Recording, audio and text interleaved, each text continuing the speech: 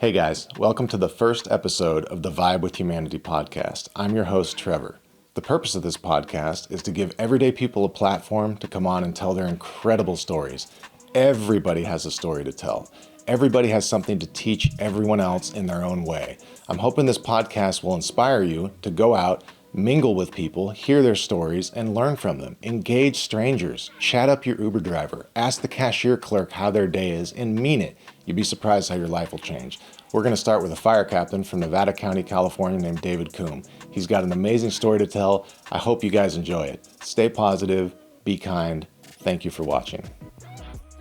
I think I take a lot of positives from little interactions. It's really like an 85, 90-year-old lady that lost her husband. As the conversation goes on, you can tell they just want to talk to somebody. We helped someone give birth on their kitchen floor. I see my firefighter walk out with a stuffed animal and they're talking to the kid and all of a sudden you're like, okay, people are good after all. It's just everything's better when you have a group of people that are pulling for each other. Nobody really preps you, I don't think, for children and what it does to your entire life. Or could they? I don't think they could. I think it's a big secret among people that have kids. Are like, you guys are gonna do awesome. Yeah, it's gonna be really fun. Yep. And then you're like, you're thinking I'm so sorry. Yeah, nobody told me this was gonna be a lot harder than. Wait, so there's no me for 20 years? Yeah. Oh, Which is funny because I was talking to a guy at work last night and he's a younger guy, he's 23, 24. And he said something, and I go, dude, it's not your fault. You just don't know until you know. And when you don't have kids, when I didn't have kids, I didn't realize how much harder people with kids were working on a daily basis to just maintain normal life, to maintain some level of sanity. And just treading. Yeah, and so when newer guys will come into the department, I'll say, "Hey, what are you doing? What are you doing on your days off?" He's like, "I don't know. I think I might work out today." Oh, really? Okay. Yeah, you gonna golf after? He goes, "What are you doing?" And I have the next 4 days by the 10-minute increment planned out based on kids' sports, what my wife wants me to do, when the pickup schedule is, and it's not like I'm doing something unique. I mean, every parent in the world has to do that, but until you just don't know. Mm-hmm. So when I'm talking to these guys, and I look at them and I'm like, God, I can't wait to have kids. Mm-hmm. I cannot wait. 5 and 6 is when you start getting a little bit of yourself back. The thing that is, I think, the hardest, probably for dudes in general, at least for me, is the 1,000 little suffocating, frustrating things all day. Just hey, where's my thing? Oh, it's covered in grease. Or the TV remote, it's in the pool. There's just little things like that all day where you're just constantly stuffing them down. I think that's one of the tougher parts. Yeah, and thank God for moms, because I don't really like to get on that over the top pro mom bandwagon. I think dads make a lot of sacrifices too, but I think when it comes down to it, when you look at real selflessness, it comes from the mom. And the dad has to kind of learn that as we go, as we fumble through life. For sure. And you have to learn how to be more selfless. And it's tough. It is tough. It's tough, especially when you're just a selfish person and you're used to doing your own thing. And then all of a sudden, you have to make sure everybody else comes first. So hard to do. So how long did you just work? I was just home for 2 days. So went in Saturday morning and then just got off this morning. So it's Monday morning. And then I got mandatoried for a shift tomorrow on Halloween, which my kids and wife were not excited about. But, and then I'll have a few days off and I'll go back again. So the schedule sounds really good when there's nothing going on and you don't have to work. The 2 on 4 off schedule is awesome. But when it's chopped up and jumbled and you're here one day, you're gone when your kids wake up, it creates a level of, I think, uncertainty in your family, instability. You can't get into a rhythm. Yeah. And so once again, it took me a while to realize that. Luckily, my wife reminded me of that many times. And so, it's, I love my job though. Love it. don't love every portion of it, but I absolutely love my job. And part of me looks at other people that go to the same office every day, and they clock in same time, they go home. Like, that routine makes me nervous to think about that, and to think about how you would keep any sort of sanity or like spice in your life. I don't think guys like you and I can. I don't think it's possible. I think there's a level of like, I need the chaos a little bit. I think most people thrive in that, and Really? they do really well. Yeah. I think humans are kind of creatures of routine and habit, and Yeah. I think a lot just like that. Thrive in the habit. Yeah. I thought you were talking about thrive in the very chaos. few I was thrive like, in chaos like what you're doing. Very few. Yeah. No, you handle that well. You go, really? Huh? Okay. And I think we've talked about it before. Like, there are other departments that, and not just with fire, but that's the only kind of expertise I can talk about, because I've never been in the other jobs like police, or they have their own level of whatever they're dealing with. But there's some departments that have it worse than others. Whereas, like, you go to work and you have absolutely no free time, and you are getting crushed the entire time you're there.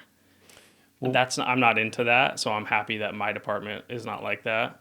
We get a little bit of time to work out and to be with the guys at the station, and we're not just constantly running calls and constantly up all night. There are times when it's like that, but for the most part, it's not like that. So, for those who don't know, you're Grass Valley, right? My station's in Grass Valley. I work for Nevada County Fire. Okay, but it's up there kind of in the hills. Yeah. Right, the foothills. Yeah, here, the foothill, that's very different life. It's you wild got up there. outlaws, people living off the land, meth labs. Your calls must be different than someone that's, say, in Roseville or something. 100%. What do you think is different about your position as a fireman based on location versus other people? Well, it's kind of like what you said to start. Like, a lot of people go up in those areas because they don't want to be around people. They don't want to be. They want to be off the grid. They want to do their own thing. They want no government interaction whatsoever. And to them, I'm a member of the government. That's what I represent to them, because I have a badge, or because I come and tell them what they can and can't do. I try not to do that, but occasionally. So it's wild up there, and it's not just based on the people. It's based on the construction. It's based on the history of that area. So, you have crazy 100, 200-year-old Victorian homes that, who knows what they did in the walls and in the ceiling in, gold rush times. Downtown Nevada City, essentially it looks almost exactly the same as Gold rush times. Yeah, like it looks the same as it did in the mid 1800s. Of course it does. So when you go to some of these houses that have fires, and you don't know what you're getting into, what kind of additions have been made, what sort of trap doors are in there, or whatever's going on, it can get sketchy. But guys, trap doors like fall through, or like in walls, or like, I don't know, wherever they're making their honey oil, or whatever permitting process. Yeah. There's a lot of spots that are not permitted. But I think the main difference between guys that would work in Roseville or a city is just probably the type of call and the duration of call. So these guys are probably running a lot more, from my friends that I have at different departments. They're running a lot more calls. A lot of it's homeless related, or just a quick something to somebody's house. And there's a lot bigger population, but there's a lot more stations also. So I could go, for example, we've got a station in Nevada City, Station 84, where you could drive 25 minutes easily to get to the call. And this is not like 25 minutes on a lit road. This is like you're going down 3 dirt roads, and then the dispatch says, when you hit the oak tree, turn left. Exactly. Only 45 degrees. Exactly. And they're on the third trailer on the property, and it's 3 a.m, and you're like, okay, well, I know all these people have guns. I know all of them don't want to be surprised in the middle of the night, and might not be sleeping. It might not be sleeping. Some chemical help. It may have something going on, and that's not like a judgy point of view. That's just the reality of what's going on up there. And so there's a lot of positions that we get put in where, we'll walk into somebody's house, and as I'm walking in, I'm thinking to myself, like, okay, if we get greeted with a gun, what's my radio traffic? How am I going to handle this? Where are the guys at that are with me? How do we get out? And I've got hundreds of stories of people. Has that happened? Have you been greeted with a gun, or Not at like least to the the threat face. of it? Oh yeah, 100%. Wow. All the time, people have guns sitting right next to them. What was that first time like? Did it make you like? It's wild because you're not paying attention to it when you're new, because you just feel like, hey, someone called 911, someone needs help. And so I was a little naive to the fact of like, not everyone who calls 911 wants help. Some people get it called on their behalf by a family member or a neighbor that says, hey, I heard some weird screaming come from this house. And do you know? Does the operator tell you, hey, this person called for someone else? Most of the time, yeah. Okay, that's good. Yeah. But it's usually like, a lot of times it's third-hand reports of, so-and-so has weird noises coming from their house, or, and my first thought is like, why are we going to this? At what point does the fire department help in this scenario? This sounds more like a police activity. But the police can't be everywhere because they're strapped and they're thin also. So, a lot of times we just have to go in and hope for the best. No shit. Yeah. And so, Wow. you walk in. I didn't know that. There's a gun sitting Is next there to a the clear guy. line between, hey, the 911 call that asks for something related to violence is police, related to dangers and fire is firemen, or does that get blurred? Is it just who's available? I think it gets blurred based on availability, but I think it also, how do I want to say this? The 911 operators do the best they can with the information that they're given. A lot of times they're not given all the information of what's happening. Yeah, and if you have a person that is under the influence of something or having a medical emergency and can't answer or just questions. in shock, trauma. Yeah, some sort of trauma. They can't accurately answer the question. So you get what you get. I would say 70% of the time, maybe a little bit lower, maybe 50% of the time we get there and it's not even what we got dispatched for. So That's a high percentage. I know. And I'll give you a quick example. A couple months ago, we got dispatched to a guy, middle of the night, like 3 a.m. Guy's having heart problems. I'm like, okay, sounds good. We get into this area that we don't go very often. So we're walking into the house, and this guy's just standing there naked with like a butcher knife, just standing there, and basically it's just like Not funny, tweaking hard, and I'm like, fuck, okay. So like it's 3 a.m, but all of a sudden you snap into reality of like, okay, well this just turned from a heart problem to, some of us may be getting stabbed by a guy who's tweaking. So just like a quick pivot about. Where are all my guys at in the room? How are we going to get this guy to calm down? We're using his family member to help him, to help us help him.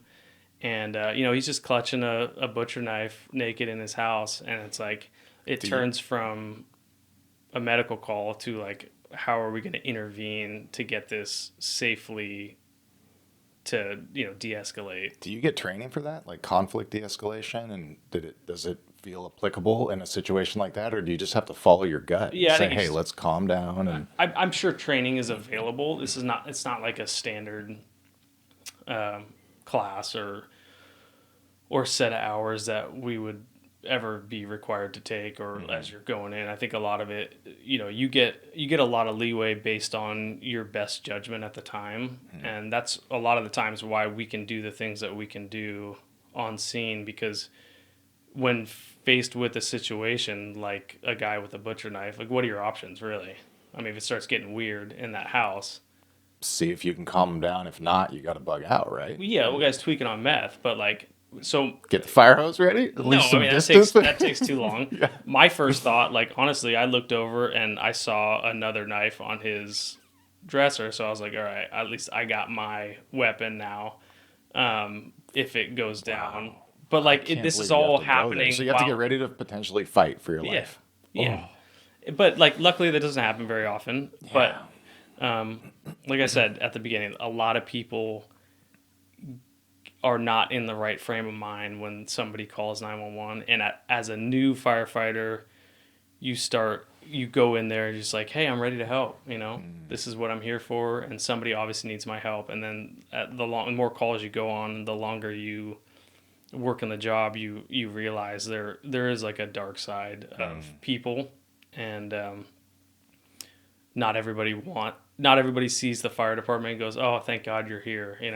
You blend in with the cops to them. It's all about, Really? I don't want you on my property type of thing, especially if you're not the one who called 911, a family member called on your Do you behalf. think that particular part of firemen being seen as a government entity and get the hell off my land type stuff is geographic because of they're in the foothills like that, and that's more of the clientele out there? Because Yeah, probably. I feel like, at least I don't really see firemen really catch hate or get put in the category of cops and stuff. Trust me, I don't want to take anything away from the cops. They get so much more hate than we do. And a lot of times I'll look at them and ask myself, or just say to myself, I would never be able to do that job.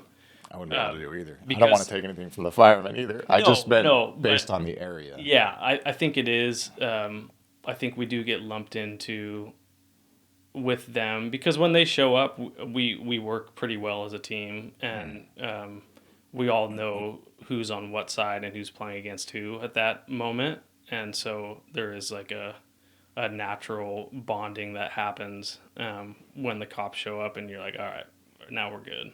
That's awesome. But I don't know. I don't know what happens in other areas. Yeah. But I'm assuming in my area, it's... Yeah. So that's a lot.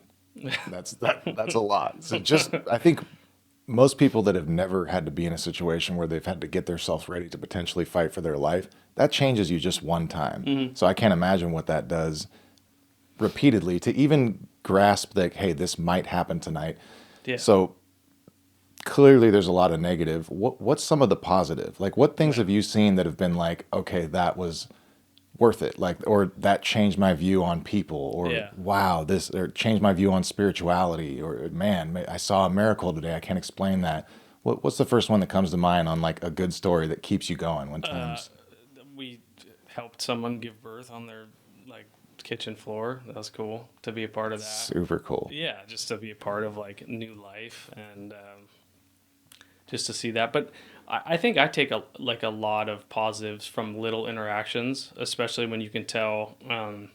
For example, we'll get a lot of people that call us just to talk because they have nothing else going on.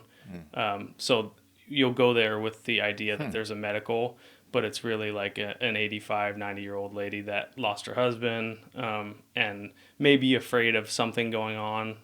But really, as the conversation goes on, you can tell they just want to talk to somebody. And I get the most joy out of those calls now. And then it used to be like, hey, when you can do a really good job on a fire or a vehicle accident and really help somebody survive, you still get a big rush off of those calls. But I think it's the little things, just like making someone's day, being available for people when they need you, or hey, this is happening to your kid, and we take the time to really make sure like mom and dad know, hey, this is what's going on, everything looks good, because it's a scary, anytime you call 911, it's scary. Super scary. Yeah, and especially if it's the other way around, kids watching dad have a stroke, and all of a sudden I see my firefighter walk out with a stuffed animal and they're talking to the kid, and all of a sudden you're like, okay, people are good after all, you know what I mean? So like, it's not all chaos and negativity. There's a lot of little positives that we take, as much as I don't like being super busy throughout the day. There's times like we've done some pub eds recently where we go to the school, let the kids try on your helmet, let the kids go through the engine, and just seeing them light up with like, wow, that's the best part of their day today, and I was a part of that. That's pretty cool. It's pretty cool, and it I think it like keeps you coming back when there are a lot of negatives, and you're like, all right, we do some pretty cool stuff. Does your own kid see you like that? Like, oh my gosh, my dad's I can't imagine he would, but I don't think so. But I was told last year that while he was at school, my son was at school, he was like, my dad's out putting the big fires out right now, like when there's tons of smoke in the air. It's like veg fire season or whatever, which I thought was pretty cool because I honestly didn't think he gave a shit. And because he and I don't really talk about it. I don't come home and say like, oh, look, what daddy did yesterday, kind of a thing.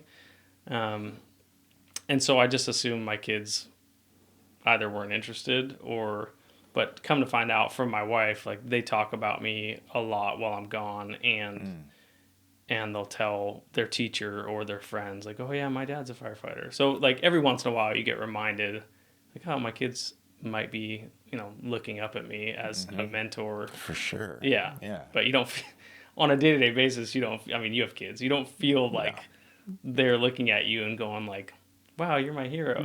No. You feel like the exact opposite. But every once in a while it'll come out and you're like, oh, okay. They are looking at me. So that's gratifying. So you told me a story once. I don't know if I want to, like some guy had attempted to kill himself, and he was smoking a cigarette still on the front porch. Yeah. That's pretty tough to explain from a scientific standpoint, right? Yeah, that's wild. Have you seen other stuff, graphic, not graphic, whatever, that science can't explain, where you're like, man, the human body is capable of far more than I thought?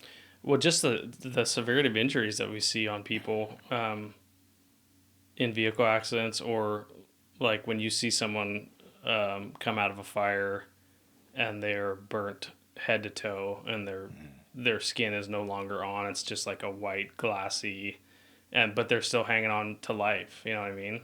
Like, it's wild to see some of the things that we put our body through, or on purpose or not on purpose. When you crash a car at 80 miles an hour into a large tree, and you watch you see somebody with, an ankle that's sideways and the other leg, a femur sticking out this direction, and they're bleeding, but they're still talking to you, and they're able to, if you say something that may elicit some sort of like joking response to try to, you want to see where these people are at, you know what I mean? So it can't just be like, hey, stay with us, stay there, don't close your eyes, type of thing. Like, I'd like to engage these people even at their worst moment in some sort of conversation to see where they're at, and they're still with it mentally, so they can understand humor and possibly respond. Wow. Yeah, and it's wild because like if you think about your worst injury and then think about like breaking multiple bones in your body or having your entire lower half like shattered at one time, but you're still able to be like, yeah, I'm here, I'm conscious and I'm not screaming. That's probably shock, but your body just kicks in, and your body's a crazy thing. To see some of these injuries and to see how shock can basically calm you down. Obviously it's not a great thing, but like how it can bring you from being hysterical to just into preservation mode, and your body just starts sensing something's wrong, and then it starts trying to heal itself. It's wild to see that. Wow. So the rough calls, like when the first time a new guy sees something like that, or when you're out with your team and you see a particularly heinous scene, when you get back to the station and things are calmed down, you're showered or whatever, do you guys like talk about that, or do you just leave it and go back to hanging out and being yourselves and working out? What is the vibe like after a tough call in the station? There's humor, maybe that helps. Some sick humor. There'd have to be. Yeah. I mean, that'd be hard for someone from the outside looking in and understanding. But how else could you process that? Yeah, there's a lot of sick humor that goes into it, and it's not at the person's expense. It's always at like the self-preservation level of the crew. For sure. Yeah. So if people were to hear it, they would be just thoroughly disgusted with some of the things that we say. But once again, it's a gauge on, as a captain, if I see something happen that may bring one of the new guys into a weird place. We have resources for that. We have critical incident stress debriefings. If the call's bad enough, we'll get a couple engines together. We'll talk about it, and it'll be an open forum. And that's one way that we do it. But a lot of times it's just monitoring your guys throughout the day and just being like, I can tell when something's not normal with it. We spend a lot of time together. Yeah. And so we know all about each other's families, what makes us tick, what pisses us off. And so if I can tell a dude's like just being quiet, I'm going to say something because I don't want it to fester for him. And especially knowing what we know about each other, like the brain is a crazy place to be. And if you don't get that stuff out and you don't know you have resources, it always gets worse and never better.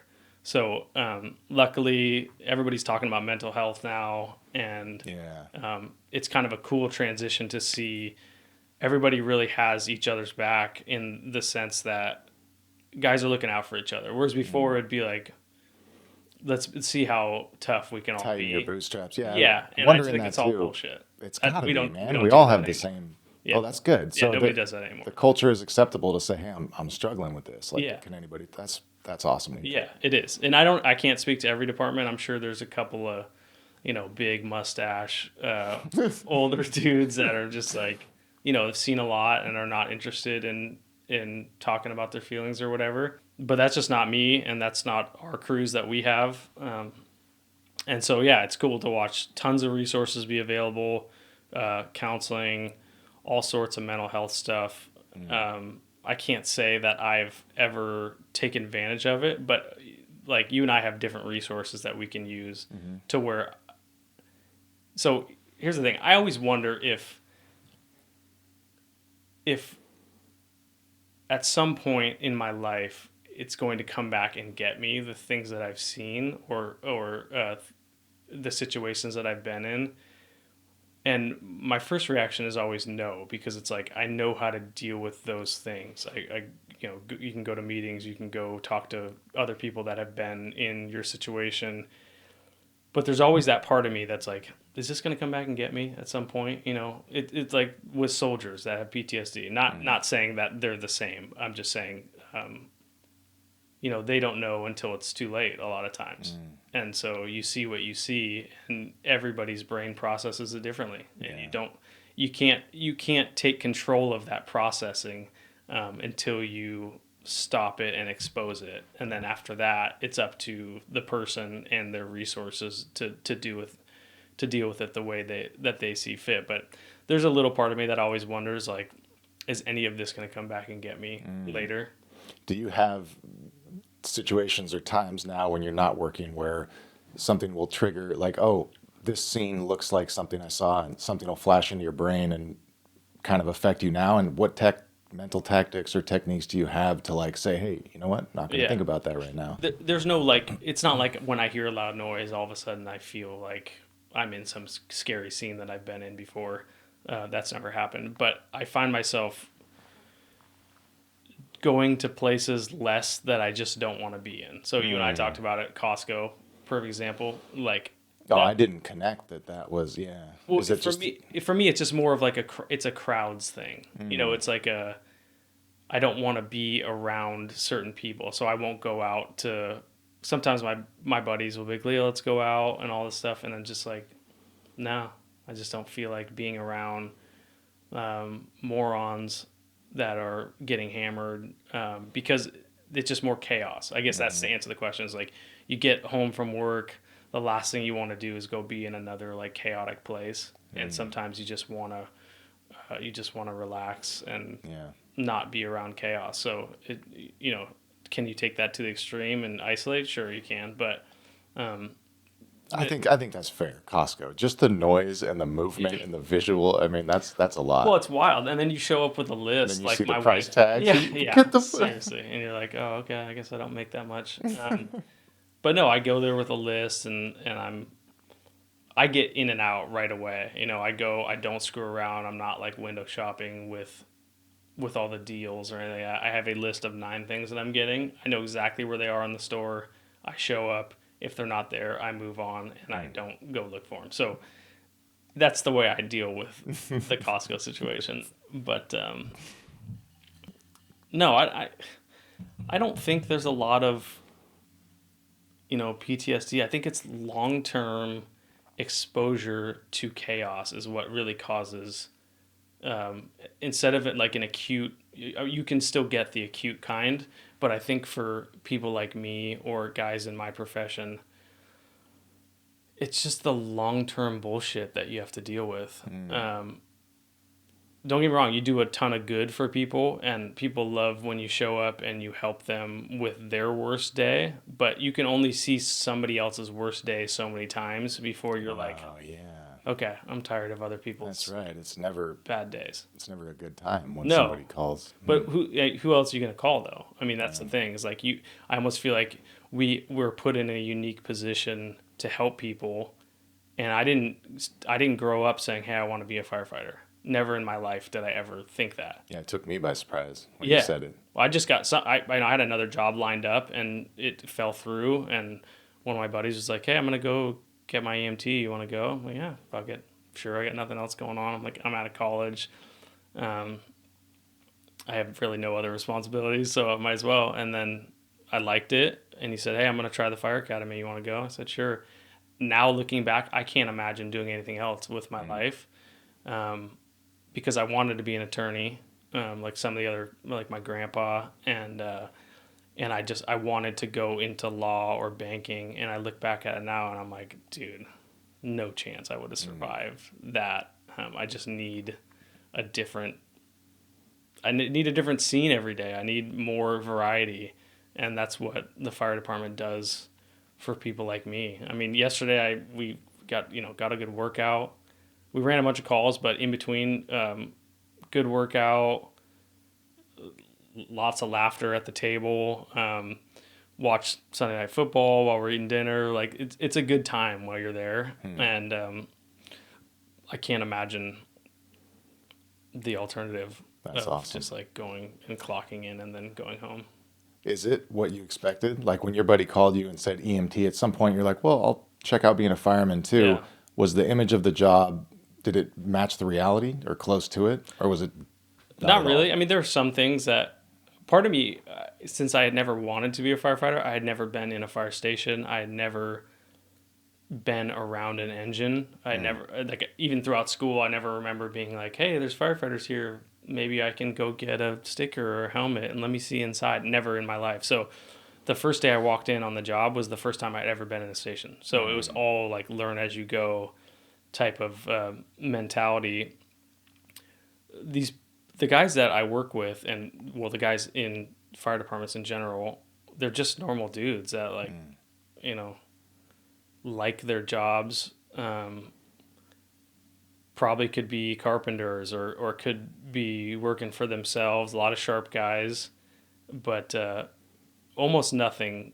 To answer your question, it did not match up with what I thought it was going to be, in a good way. Do you think you could prep someone for what it's like, or is it like being a parent where you can't tell someone what it's like? Yeah, I think you can touch on moments of it, but you can't encapsulate everything for them because there's so many moving parts, and the other thing is you never know what's going to happen throughout the day. So the other thing too is you have no idea how they're going to react. So everybody thinks that they're ready until something happens. So you're naturally panicked as a new guy to start off with because you want to make a good impression. It usually has nothing to do with the call. It has everything to do with you want to impress the guys that you're with. You want to be a good member of the team. And then secondary to that, you're seeing something that you've never done before.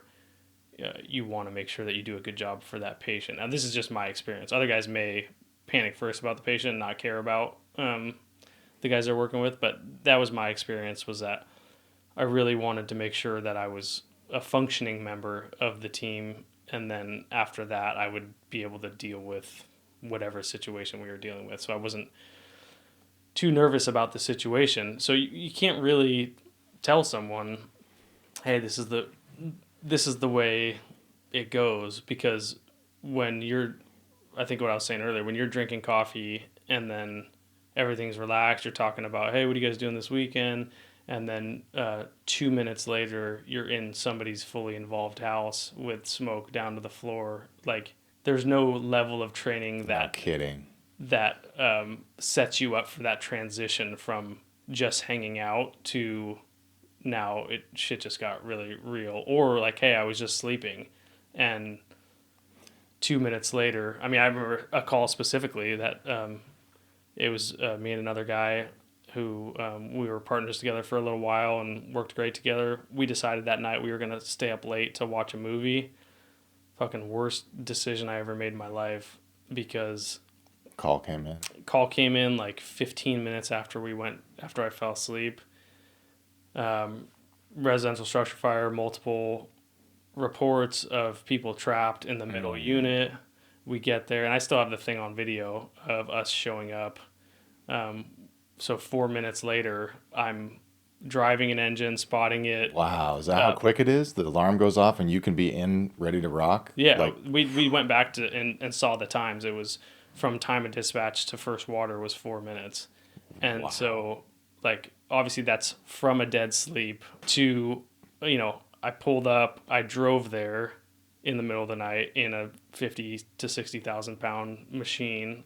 Obviously the adrenaline's huge. Captain's got to make a call, because at the time I was just driving. Captain's got to make a call about where we're spotting. There's an entire apartment complex basically on fire, and there's one unit right down the middle that looks like, absolute just death inferno coming out of it. And you're like, all right, well, we got to make a call based on life probability. And so we made a call based on the scenario that we had, but it just changes so fast. So to go back to your original question, like, you can't really prep people for everything. You can prep them for some stuff, but What about sleep deprivation? Can you prep something like, so me personally, anything less than like 7, yeah, it's a problem. Yeah. And then you guys don't really get a set schedule. Is that something that you see people not be able to handle, specifically the sleep part, or do you think Yeah. anybody can get used to irregular sleep patterns and just pinched off sleep all the I time? don't think you can get used to it. I think you pay for it. We pay for it eventually. I just don't think you see yourself paying for it as it happens. So there are some departments. I don't want to sit here and pretend like I'm up all night every night. There are times when we're up multiple times throughout the night. You're essentially getting an hour-ish of sleep, and then you go back to real life when you get off the next day, and you're expected to perform everything else at the same level that you normally would. So it's difficult. What are the biggest symptoms you see with like consistent lack of sleep? Just Judgment, irritability. irritability. Yeah, irritability. Yeah, me too. Being just tired, not wanting to do things. So like, it'll bleed over all the time in A, the easiest one's irritability, but B, like motivation level on my days off. If I want to go and I'm like, yeah, I'm going to go to the gym and I'm going to get in shape, and then all of a sudden I got 2.5 hours of sleep last night. A, I know there's no fucking way I'm going to the gym when I get off. But B, like, then it affects my ability. Like, do I really want to go try extra hard to make good food and to eat well and to do all the other things throughout the day that I know will be positive for me, as opposed to like, do I just want to sit here and just kind of react to being tired and, maybe take a nap. But, a lot of times you just don't get that option. Life goes on your days off, and you still got to do pickups, and you still got to do, so you suffer long term, I think.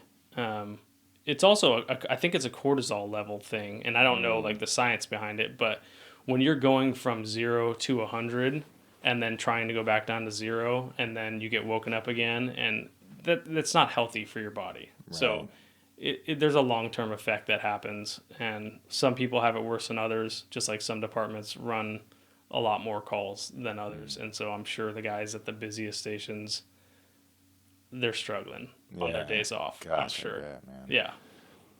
Has the job not affected, but shaped or changed your spiritual beliefs in any way? I think so. There was a moment where I kind of lost my faith in people. Sure. And so that affected the way that I thought spiritually, but also just the way I reacted to people in general. In what way? Well, I think you see it mainly with the cops, but it happens to us to a lesser degree. You don't have time for people's bullshit anymore. Yeah. You just get tired of people's just bullshit. You just have no more patience for people. And so you can't be like spiritually fit when you're thinking that way or when you're reacting to people that way. So it has affected my ability to I wouldn't want to say be calm, but like I don't put up with the same level of things that I That used seems to. natural. Yeah, And there could be a positive to that, right? that's Like true. problems in your own life or other people's life, like, hey, you're going to be okay. Or, Yeah. hey, I'm going to be okay. Yeah, that's true. There, there's always that positive that can come out of it too. But yeah, I would say there's been moments that have affected the spirituality and kind of my lost faith in humanity when you're seeing certain things. But then there's also moments on the flip side where you see stuff and you're like, that's pretty cool that I get to be a part of that. That whatever small piece of that person's life was where I really was able to positively affect them in the 20-minute. That's super cool. Yeah. Yeah. So there's always the flip side to that where it's some cool shit you get to do. So. Would you say most people are good? Yeah. I Yeah, feel the same definitely. way. That's awesome. I think most people are good. I think most people, and we talked about this earlier, like, it's amazing. Some people not only have the ability, they have the want to talk to people they don't know. You're that way, and I'm that way. Where I will go, if I see that I have something in common with somebody, I will go chat that person up and really try to get to know that person on a small scale. And whether or not I ever see him again, it doesn't matter to me. Doesn't matter. If I have 10 minutes and I can really get to know somebody or make them smile even a little bit,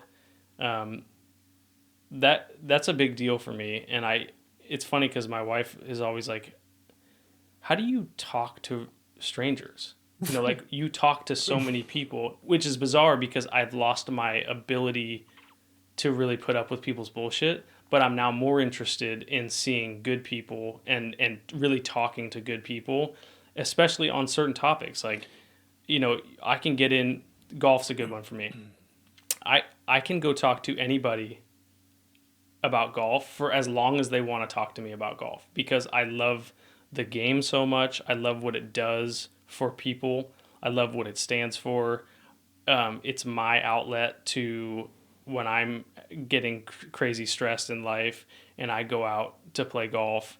Nothing else matters but the next shot I have. And nobody else, if you're not playing golf or you're not into golf, you don't understand what kind of a spiritual moment you can have on an early morning round when you're by yourself or you're with your buddy or you're with your dad or your grandpa.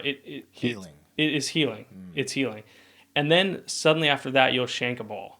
And then you'll have to get right back into it because the only shot that really matters is your next shot. So like you learn all these lessons on the golf course, but I'll bring it back to I can talk to guys about golf for hours and it doesn't matter to me because we all have like a shared experience. We're all terrible.